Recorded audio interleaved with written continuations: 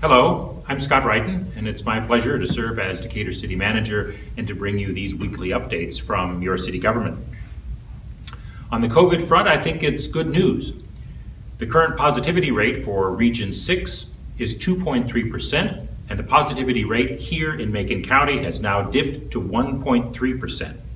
Furthermore, there have been several successive days in Macon County where the number of new reported cases has been in single digits. This is certainly excellent news, and it argues persuasively for completely reopening Macon County and the state of Illinois eventually, just as recently Florida, Texas, Mississippi, and some other states have already done. The terminology for that here in Illinois is moving from phase 4, which is what we're in now, to phase 5, which has no restrictions at all. The problem here in Illinois, and particularly here in Macon County, is that the vaccination distribution has been slow, very slow, especially in Macon County. Although the local health department today reported that 22,705 persons, or about 21% of Macon County's population, have received at least their first injection, in fact, less than 7% of Macon County's population has received both vaccinations. And this number compares rather poorly with the counties right next door to Macon.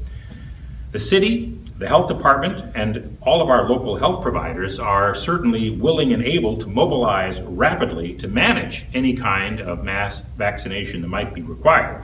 The problem has been, and continues to be, that we are simply not receiving sufficient supplies from the state.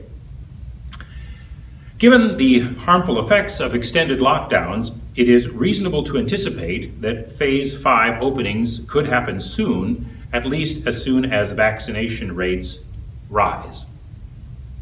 So, with regard to the availability of vaccinations and when your particular group might be available, I urge you, as I have in the past, to consult the Macon County Health Department's website for the best locations to do that. In addition to COVID and all things pandemic related, I want you to know that the City Council continues to do other work of city government to make our government better. Our last City Council meeting, for example, on March 1st, included action by the City Council on several aspects of the city's street program. The city's website has a map that you can access that shows what the City Council plans to do for street improvements, not just this year in 2021, but all the way through 2025. They acted on pieces of it by approving an asphalt contract on March 1st, but also acted on a contract with the state of Illinois to improve a portion of Business 51. Now, I want to mention to you that the state of Illinois' plan is to improve Business 51 all the way from I-72 to downtown, but to do so in two separate contracts that'll happen in separate years. The first one that's proceeding this year will be improvements of Business 51 between Pershing north to I-72. And it'll mostly be an asphalt overlay with some improvements of adjoining sidewalks. Later on, the state and the city will work together to improve Business 51 between Pershing and El Dorado. That project will not happen this year, even though I fully realize that the driving surface south of Pershing in many places is worse than it is north of Pershing. But the reason for the delay has to do with the fact that the City Council has decided that it wants to fundamentally change the design of 51 between downtown and Pershing Road. In many places, the 4 lanes that are there now don't need to be there. It can be 3 lanes, and bringing it in will give the City Council and the state the ability to make the streetscape look much better, have more green space, put more boulevard between the houses and the driving surface, and provide more pedestrian access and better street lighting. But in order to do that design change, it's going to require an extra year. And so please know that those 51 improvements will be happening, but they'll be happening in 2 separate stages. The City Council continues to offer its surplus properties for sale, and also available on the city's website is an extensive map that shows hundreds and hundreds of properties around the city, mostly in the urban core, that are available for very low cost.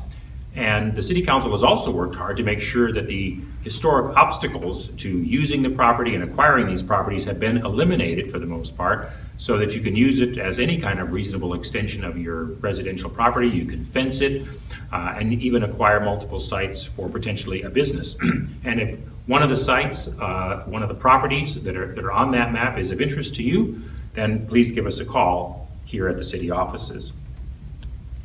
As the snow diminishes, one of the things that's left in its wake is debris and litter, and so we want to encourage you to help us make sure that our streets and our boulevards and our streetscapes look better.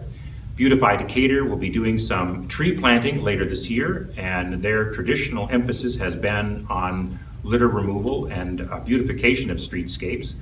They'll continue to do that into the spring and summer of this year, but they'll also be doing some coordination with landowners who want to see new trees put on or near the boulevard area or the right-of-way. So look for announcements about that in the months to come. Also look for information about how other organizations can become involved in beautification and the Adopt a Street program that the city plans to be making some changes to later this year.